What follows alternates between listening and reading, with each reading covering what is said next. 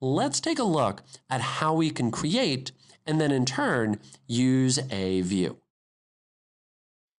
If we take a look at the AdventureWorks database, kind of drill on into here, go under tables, what you're going to notice is that under human resources employee, if I expand my columns, you'll notice that inside of there, I have the hire date for all of my employees.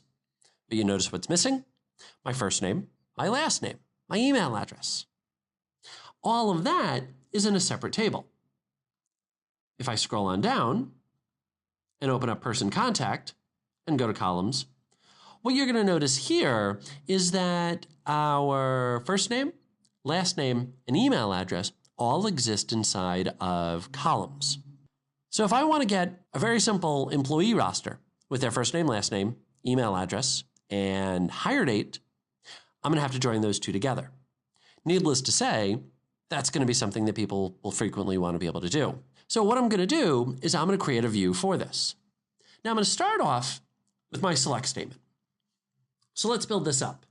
We'll say select, and I'm going to say C, first name, C, last name, C, email address, and E, hire date,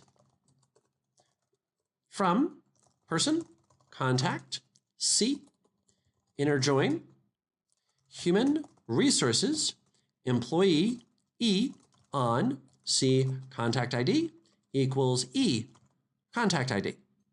There you go. If I execute this, what you're going to notice is sure enough, we get the exact data that we'd be expecting. There's our select statement. Now we're going to turn this into a view. Are you ready? I'm going to click at the very beginning of my yes here. Character turn, give myself a little bit of room.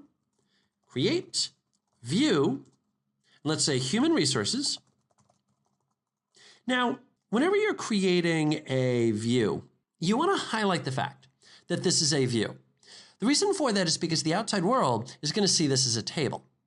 And if you remember what we were talking about before, one of the best practices is don't join views together. Well, if I can't easily tell that it's a view, I'm going to be more susceptible to accidentally joining it together. So you should always have some prefix in front of it. V, or sometimes UV for user view, or otherwise, that's going to make it that much more identifiable. So what I'm going to do is I'm going to say V, and then employee list. Character turn, as. Voila, we've created a view. Well, once I hit execute, we'll have created the view. Now that we've created our view, let's take a look at how we can use it. I'm going to start off by creating a new query window. And I'm going to say select star. Now I'm going to do star on purpose here.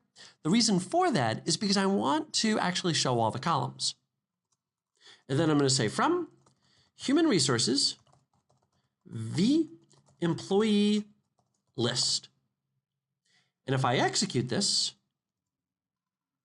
you're going to notice, sure enough, we get the exact data that we were expecting. Now, the next little thing to note is the fact that we can choose to filter our data, sort our data, just like we were getting the data from a table. So for example, maybe I want to put the first name and the last name together. Okay.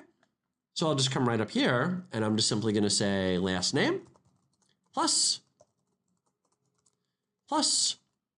first name as full name. Let's go ahead and grab their email address and their hire date.